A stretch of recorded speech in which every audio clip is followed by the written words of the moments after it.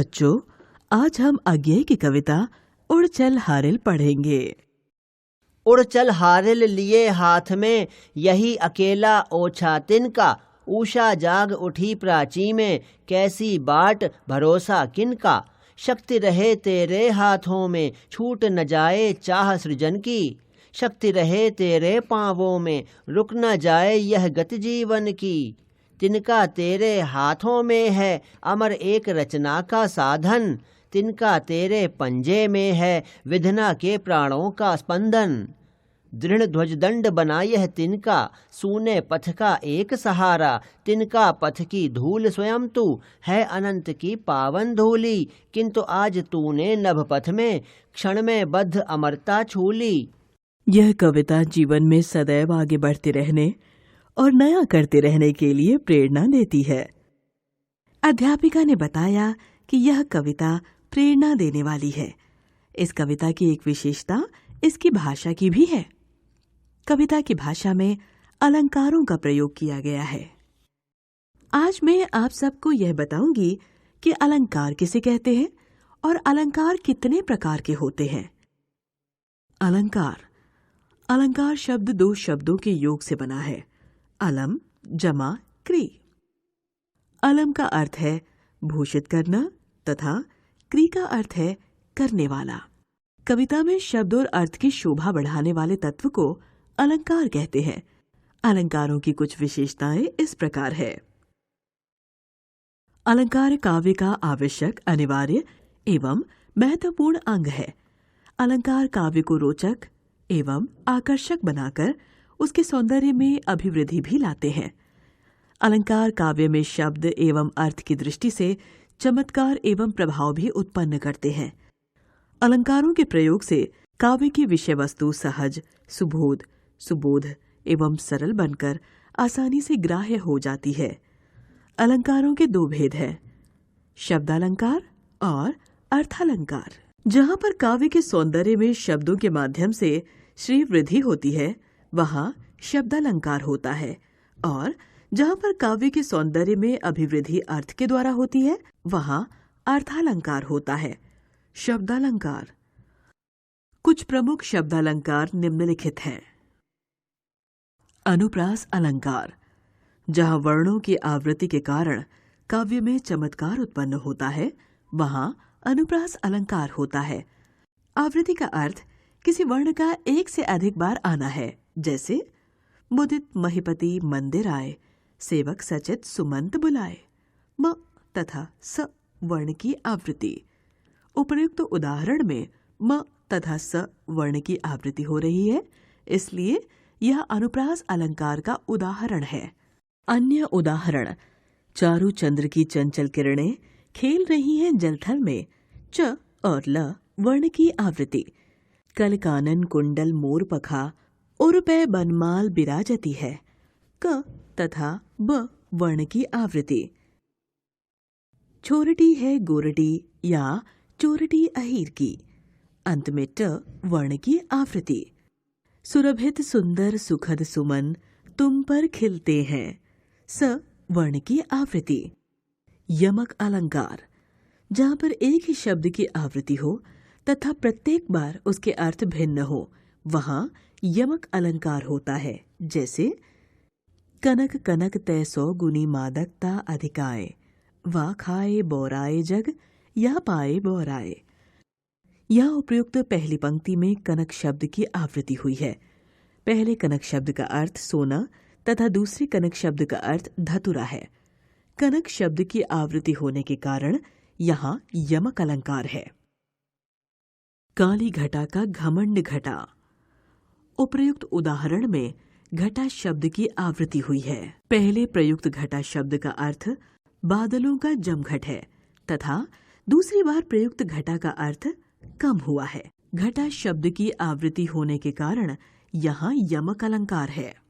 माला फेरत जुग भया, फेराना मन का फेर, कर का मन का डारी दे, मन का फेर। मन का माला का दाना, मन का हृदय का। श्लेष अलंकार। श्लेष का शाब्दिक अर्थ है चिपका हुआ। आशा यह है कि जहाँ एक शब्द में अनेक अर्थ चिपके होते हैं वहाँ श्लेष अलंकार होता है।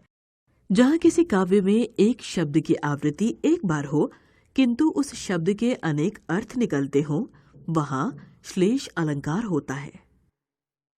जैसे रहीमन पानी राखिए बिन पानी सब सून, पानी गए न उबरे मोती मानुस चून। उपर्युक्त पंक्तियों में पानी अनेकार्थक शब्द है। इसके 3 अर्थ हैं। मोती के संदर्भ में उसकी चमक, मानुस के संदर्भ में उसका सम्मान तथा चून के संदर्भ में जल। अन्य उदाहरण, चरण धरत चिंता करत चितवत चहु ओर, सुबरन को ढूंढत फिरत कवि व्यभिचारी चोर। दोहे की दूसरी पंक्ति में सुबरन का प्रयोग किया गया है, जिसे कवि, व्यभिचारी और चोर तीनों ढूंढ रहे हैं। इस प्रकार सुबरन शब्द के यहाँ 3 अर्थ हैं। कवि सुबरन अर्थात अच्छे शब्द, व्यभिचारी सुबरन अर्थात अच्छा रूप रंग, और चोर भी सुबरन अर्थात सोना ढूंढ रहा है। अतः यहाँ श्लेष अलंकार हैं। तुम्हारी पी मुख बास तरंग, आज बौरे भौरे सहकार। उपर्युक्त पंक्तियों में बौरे शब्द के 2 अर्थ हैं। भौरे के संबंध में मतवाले और सहकार, आम के वृक्ष के संबंध में बौर आम का फूल से है। अर्थालंकार। अर्थालंकारों में कुछ प्रमुख अलंकारों का परिचय निम्नलिखित है। उपमा अलंकार। उपमा का अर्थ है समीप से नापना या तौलना। उप अर्थात समीप, मा अर्थात तौलना। जब किसी वस्तु या व्यक्ति की विशेषता दर्शाने के लिए उसकी समानता उस गुण में बढ़ी हुई किसी अन्य वस्तु या व्यक्ति से की जाती है, वहां उपमा अलंकार होता है। जैसे मधुकर सरिस संत गुणग्राही। इस पंक्ति में कवि ने संत और मधुकर इन 2 भिन्न पदार्थों के गुण की समानता को प्रदर्शित किया है, इसलिए यहाँ उपमा अलंकार है। उपमा अलंकार के अंग। उपमा अलंकार के निम्नलिखित 4 अंग होते हैं। उपमेय। जिस व्यक्ति या वस्तु की समानता की जाती है उसे उपमेय कहते हैं। जैसे उपर्युक्त उदाहरण में संत उपमेय है क्योंकि संत के गुण ग्राहकता की तुलना मधुकर से की गई है। उपमान। जिस प्रसिद्ध वस्तु या व्यक्ति से उपमेय की समानता की जाती है उसे उपमान कहते हैं। जैसे उपर्युक्त उदाहरण में मधुकर उपमान है क्योंकि संत की तुलना मधुकर से की गई है। वाचक शब्द। जिस शब्द विशेष से समानता या उपमा का बोध कराया जाता है उसे वाचक शब्द कहते हैं। जैसे उपर्युक्त उदाहरण में सरिस वाचक शब्द है। यह मधुकर और संत के बीच समानता का बोध करा रहा है। साधारण धर्म।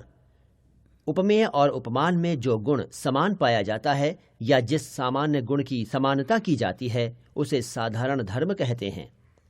जैसे उपर्युक्त उदाहरण में गुणग्राही साधारण धर्म है। मधुकर और संत में गुण ग्राहकता के गुण की समानता को प्रदर्शित किया गया है। अन्य उदाहरण, राधा का मुख चंद्रमा के समान सुंदर है। राधा उपमेय, चंद्रमा उपमान। के समान वाचक शब्द, सुंदर साधारण धर्म।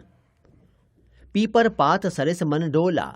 मन उपमेय, पीपर पात उपमान, सरिस वाचक शब्द, डोला साधारण धर्म।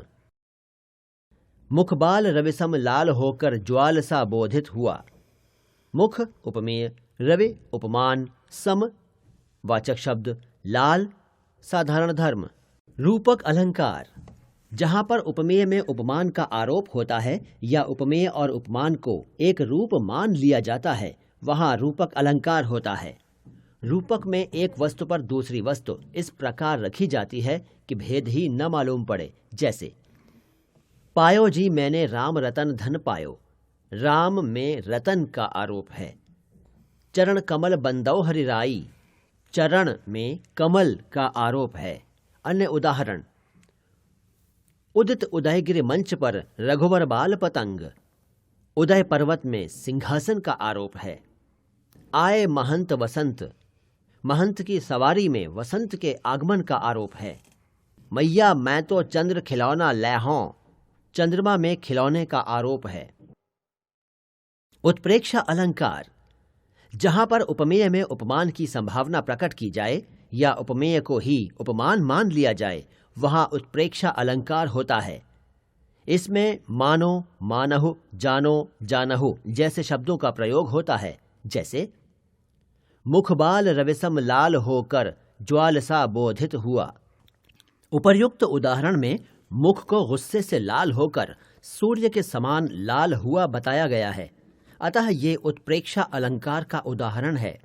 अन्य उदाहरण, कहती हुई यूं उत्तरा के नेत्र जल से भर गए, हिम के कणों से पूर्ण मानो हो गए पंकज नए।